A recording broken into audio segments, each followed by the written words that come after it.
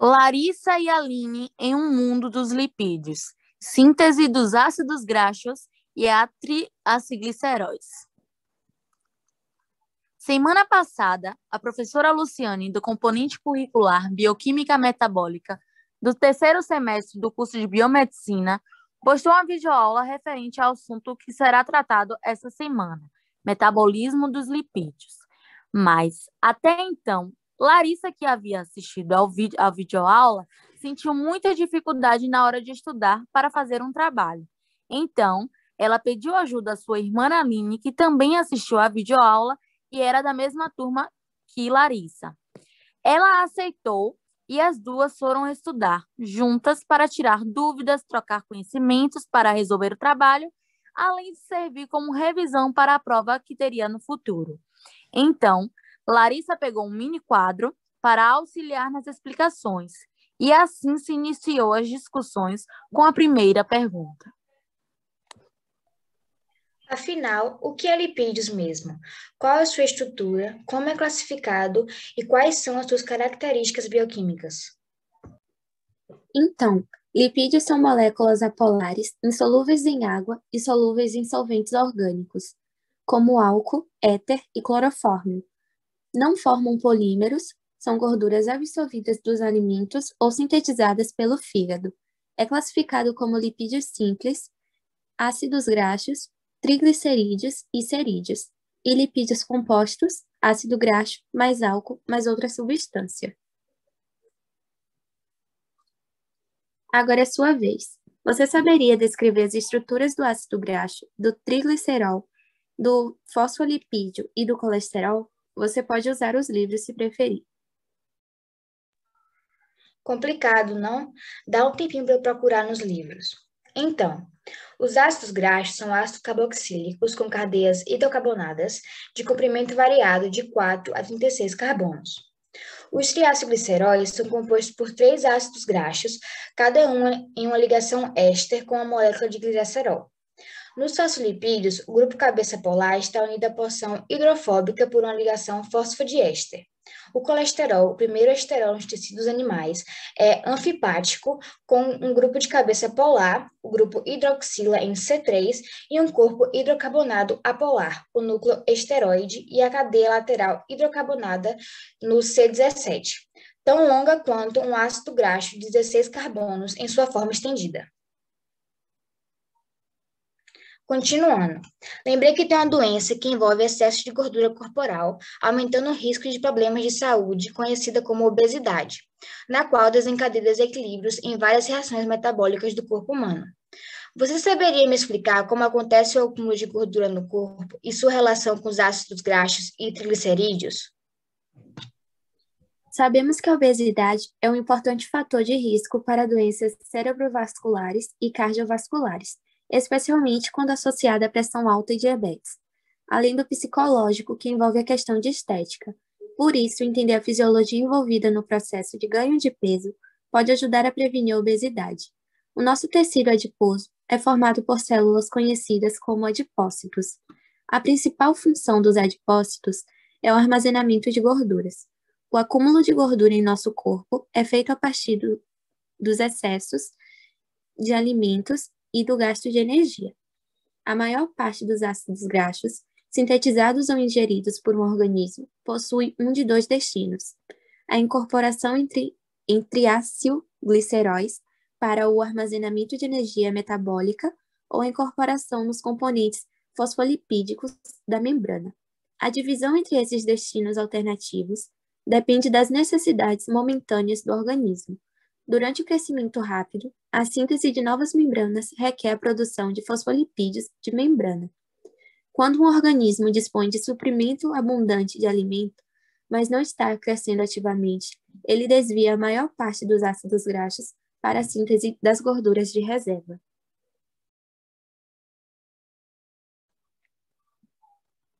Por falar em gorduras, Aline lembrou de uma experiência muito comum que é muito bom para explicar onde ocorre o armazenamento no nosso corpo e sua devida importância. Então, foram até a cozinha para mostrar a experiência. Veja o resultado abaixo. Para a experiência, é preciso de água, óleo, copo e detergente. Essa experiência é muito bom para explicar sobre a ação da bile no nosso corpo e a função da vesícula. Vários vídeos dessa experiência têm no título Bile, o detergente da digestão. Por quê? Além disso, qual a diferença de gordura para óleo? Porque a bile desempenha um importante papel na emulsificação dos lipídios, semelhante a um detergente, facilitando a ação da lipase pancreática. A temperatura ambiente, 25 graus Celsius, os ácidos graxos saturados de 12 a 24 carbonos têm consistência de cera, enquanto os ácidos graxos insaturados de mesmo comprimento são líquidos oleosos. Essa diferença nos pontos de fusão deve-se a diferentes graus de empacotamento das moléculas dos ácidos graxos. Já falou de gordura, óleo, bile, vesícula, sobre o que são lipídios e sua classificação. Mas, enfim, o que realmente quero saber é como ocorre o processo de síntese dos ácidos graxos, quais são suas etapas e qual sua importância para manter um equilíbrio no metabolismo do nosso corpo. Primeiro, vamos falar sobre degradação. A capacidade de sintetizar uma variedade de lipídios é essencial para todos os organismos. A biossíntese e a degradação dos ácidos graxos ocorrem por meio de diferentes vias. São catalisadas por diferentes grupos de enzimas e localizam-se em compartimentos distintos na célula. Além disso, a biossíntese requer a participação de um intermediário de 3 carbonos, a malonil-CoA, que não está envolvido na degradação dos ácidos graxos. Continuando, ainda falando sobre ácidos graxos, o colesterol, fosfolipídios e triglicerídeos podem ser produzidos da dieta, ou seja, da via exógena. Daí, sofrem digestão e são absorvidos como quilomicrons. O que é isso? São grandes partículas produzidas pelas células intestinais, compostas de cerca de 85 a 95% de triglicerídeos, de origem da dieta exógena, pequena quantidade de colesterol livre e fosfolipídios de 1 a 2% de proteínas. Por sua proporção lipídio-proteína, os quilomicrons atuam dando ao plasma um aspecto leitoso, formando ainda sobre ele uma camada cremosa quando deixado em repouso. O quilomicro é a maior das lipoproteínas encontradas no corpo humano, apresentando 3 apoproteínas. A ApoB48, até hoje encontrada apenas nos quilomicrons, ApoC2 e ApoE. Falando nisso, surge um fenômeno chamado lipogênese e lipólise. O que são e como ocorre? Lipólise é um processo pelo qual a degradação de lipídios em ácidos graxos e glicerol ocorre no tecido adiposo. Alguns desportistas fazem uso de substâncias legais, como carnitina e sulfato de salbutamol, para aumentá-la. Estas substâncias ajudam os ácidos graxos a atravessar a matriz mitocondrial. Na matriz mitocondrial, ocorre a sua oxidação, ou seja, combustão. Ela é um processo oposto ao da lipogênese e é promovido, sobretudo, pela secreção de glucagon, o hormônio contrarregulatório da insulina. A lipogênese é a síntese de ácidos graxos e triglicerídeos, que serão armazenados subsequentemente no fígado e no tecido adiposo. A lipogênese é regulada por vários fatores, entre os quais estão os elementos nutricional, hormonal e genético. Geralmente ocorrem em dietas hipercalóricas com carboidratos e ou proteínas em excesso. Então, diante desses fenômenos, como a lipogênese, existem as lipoproteínas, que são estruturas esféricas hidrofílicas contendo proteínas de superfície, apoproteínas ou apolipoproteínas, que são cofatores e ligantes das enzimas que processam os lipídios. Nelas, há a divisão chamada de HDL e LDL. Nessa divisão, existem termos chamados de colesterol bom e colesterol ruim. Explique esses termos citando qual a função do colesterol, como ocorre a síntese da mesma e qual sua importância para o organismo humano. O colesterol LDL é importante para o bom funcionamento do corpo, desde que dentro dos valores desejáveis, já que contribui para a formação de hormônios, vitamina D e bile.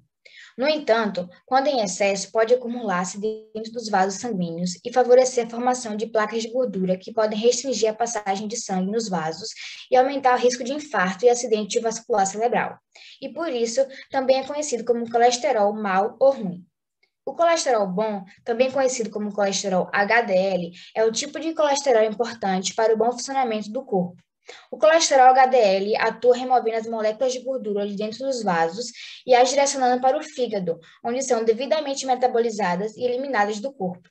Além disso, o colesterol bom possui ação anticoagulante, anti-inflamatória e antioxidante, quando está em quantidades ideais no sangue e auxilia na produção de hormônios, bile e vitamina D, que são importantes para o bom funcionamento do corpo. Dessa forma, o colesterol HDL atua como protetor cardiovascular, prevenindo o desenvolvimento de doenças como infarto, aterosclerose, AVC e trombose, por exemplo. Existe uma doença chamada aterosclerose que tem uma relação com VLDL e LDL. Que doença é essa e qual a sua relação? Além disso, o que é VLDL e o que significa quando está alto no hemograma? E o IDL? A aterosclerose é o acúmulo de placas de gordura, cálcio e outras substâncias nas artérias. Esses depósitos dificultam a passagem de sangue dos vasos, o que chega a causar infartos, derrames e até mesmo a morte súbita. O tratamento depende da severidade do quadro e vai do uso de remédios a cirurgias de ponte de safena. O VLDL, também conhecido como lipoproteína de densidade muito baixa, é também um tipo de mau colesterol, assim como o LDL. Isso porque os seus valores elevados no sangue levam ao acúmulo de gordura nas artérias e formação de placas de aterosclerose, aumentando o risco de doenças do coração. O IDL, intermediário lipoproteína de baixa densidade, é um tipo de colesterol semelhante ao LDL. Como tem efeitos semelhantes, ele não é normalmente dosado individualmente, mas sim junto com o LDL. Portanto, quando recebemos o valor do LDL, habitualmente estamos falando do valor de LDL mais IDL. Depois da lipólise, ocorre outro processo chamado de cetogênese, no qual ocorre a produção de corpos cetônicos. Com base nisso, descreva esse processo. O que são corpos cetônicos? Quais são as consequências quando é alta a produção desses corpos? E qual doença está relacionada? Cetogênese é o processo de produção de corpos cetônicos pelo fígado, acetoacetato, B-hidroxibutirato e acetona, durante um jejum prolongado ou quadro diabético. Nessa situação, o organismo intensifica a lipólise, visando aumentar a concentração de acetil-CoA dentro da mitocôndria, para gerar energia via ciclo Krebs ou corpo cetônico. Ocorre no fígado, onde está acontecendo simultaneamente a gliconeogênese, condições de jejum intenso ou ausência de carboidratos na alimentação. Aumentando-se a gliconeogênese, aumenta o consumo de oxalacetato, o ciclo de Krebs é inibido e o acetil-CoA é direcionado à produção de corpos cetônicos, acetoacetato, B-hidroxibutirato e acetona. Agora chegou a hora de falar de outro assunto muito importante, que é a síntese de triacilgliceróis. Outro assunto que fiquei com muita dúvida. Você poderia me explicar como ocorre a síntese e qual a diferença de triglicerídeos e triacilglicerol? Os triacilgliceróis são sintetizados a partir do acil-CoA, derivados de ácidos graxos e glicerol 3-fosfato. O glicerol 3-fosfato é formado por redução de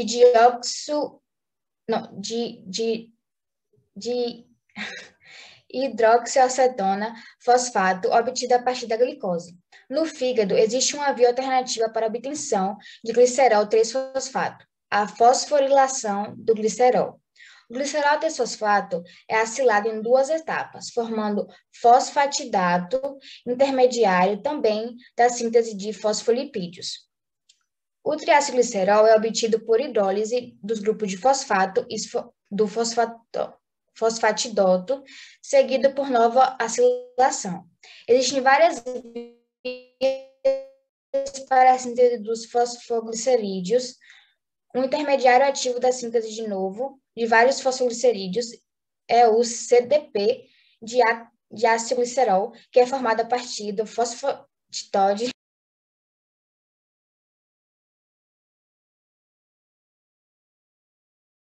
Existem duas coisas que não falei ainda, é o ômega 3 e a gordura trans. Você saberia me dizer o que são gordura trans? Quais são os tipos de gordura que existem em seus possíveis benefícios e malefícios para os seres humanos? Gordura trans é um tipo de gordura classificada como ruim e é obtida artificialmente através da adição de hidrogênios em gorduras insaturadas. É possível encontrar gordura trans no leite e na carne, mas em pequenas quantidades. A gordura trans em produtos industrializados pode ser encontrada em margarinas, biscoitos, bolos, sorvetes, chocolates diet, salgadinhos de pacote, bolachas recheadas, frituras, molhos prontos para a salada, massas folhadas, maionese, pipoca de micro-ondas e algumas outras. O malefício é o aumento do LDL, conhecido como colesterol ruim, e a diminuição do HDL, o colesterol bom. Como resultado disso, a possibilidade do entupimento de veias, dado o adesamento sanguíneo causado pelo aumento de LDL e diminuição do HDL, é muito grande, o que pode levar ao infarto ou derrame cerebral. As gorduras trans são utilizadas para melhorar a consistência e o sabor dos alimentos, mas de acordo com a Anvisa, não há nenhum estudo que comprove benefícios para a saúde.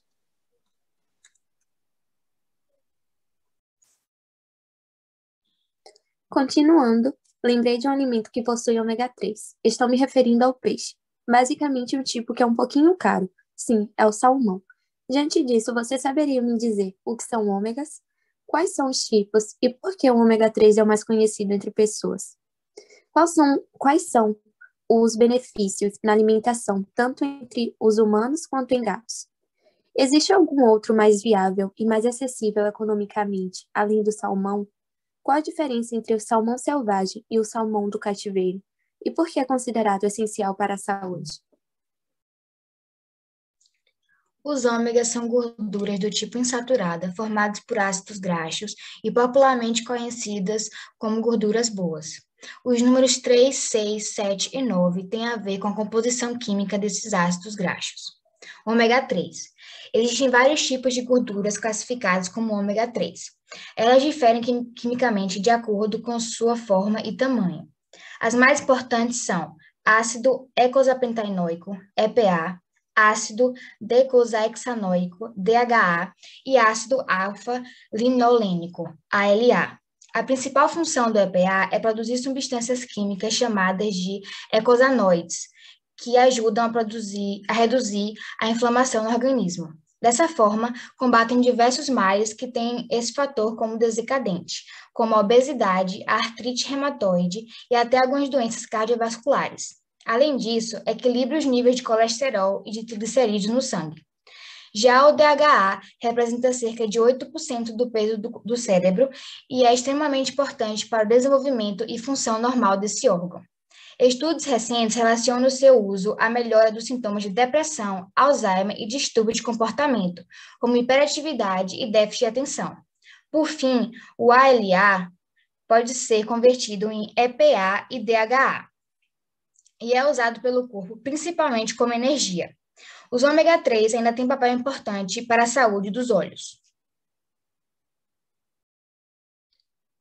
Ômega 6. A gordura ômega 6 mais comum é o ácido linoleico AL, que depois de ingerida é convertido em ácido araquidônico AA.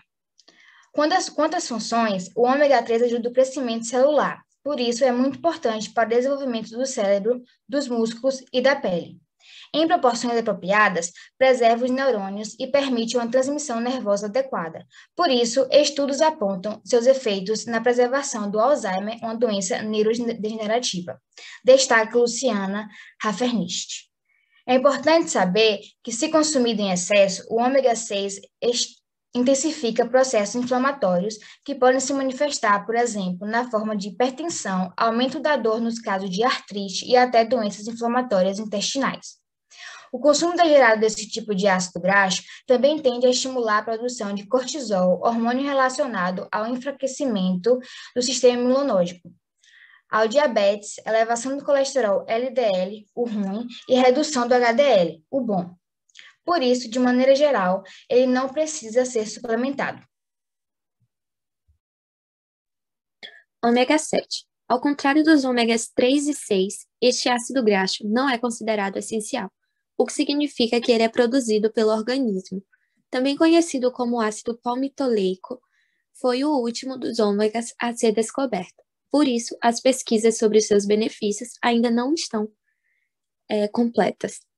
No entanto, existem evidências de que ele possivelmente combate os fatores que causam a síndrome metabólica e atua na regulação do metabolismo. Ômega 9. Assim como o ômega 7, este também é produzido pelo organismo. Por isso, não recebe a denominação de essencial.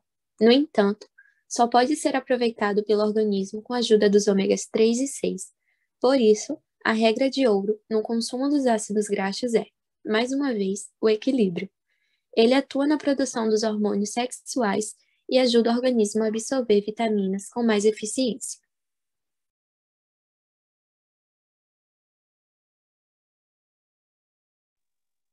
E para finalizar, vai um resuminho sobre como ocorre o controle do metabolismo dos lipídios. O metabolismo lipídico, ou metabolismo dos lipídios, ocorre no fígado. Esses lipídios são provenientes de duas fontes, dos alimentos ingeridos da reserva orgânica, que é o tecido adiposo. Diariamente, nosso corpo produz cerca de 25 gramas a 105 gramas de lipídios. Esses lipídios estão geralmente sob forma de triglicerídeos, TG. O armazenamento de ácidos graxos na forma de TG é o mais eficiente e quantitativamente mais importante do que o de carboidratos na forma de glicogênio. Quanto hormônios sinalizam a necessidade de energia metabólica, promove-se a liberação desse TG com o objetivo de convertê-lo em ácidos graxos livres, os quais serão oxidados para produzir energia. No entanto, outras formas de lipídios fazem parte da dieta diária, como os fosfolipídios, o colesterol e as vitaminas lipossolúveis. Uma curiosidade, tem um filme chamado O Óleo de Lorenzo, que fala de uma doença e sua relação com os ácidos graxos. Você saberia me dizer que doença é essa e qual a sua relação com os lipídios? Uma dica, você já assistiu no colégio. Sim, eu lembro. É a doença adrenoleucodistrofia, ALD, uma doença degenerativa extremamente rara e incurável, em que ocorre o desgaste da mielina, presente no neurônio, provocado pelo acúmulo de gorduras saturadas. Obrigada, irmã, por estudar comigo. Aprendi muito esse tempo que passamos estudando. Devemos fazer mais vezes. Foi uma verdadeira troca de conhecimentos.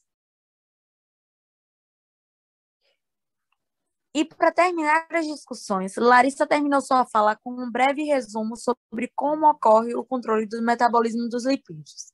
Para completar, ela ainda citou um filme muito interessante que fala sobre os ácidos graxos, O Óleo de Lorenzo. No final deste dia, elas notaram que o trabalho já estava quase todo concluído e só faltava colocar no papel e finalizar. Fim do trabalho e fim da história. Obrigada a todos pela atenção e até breve.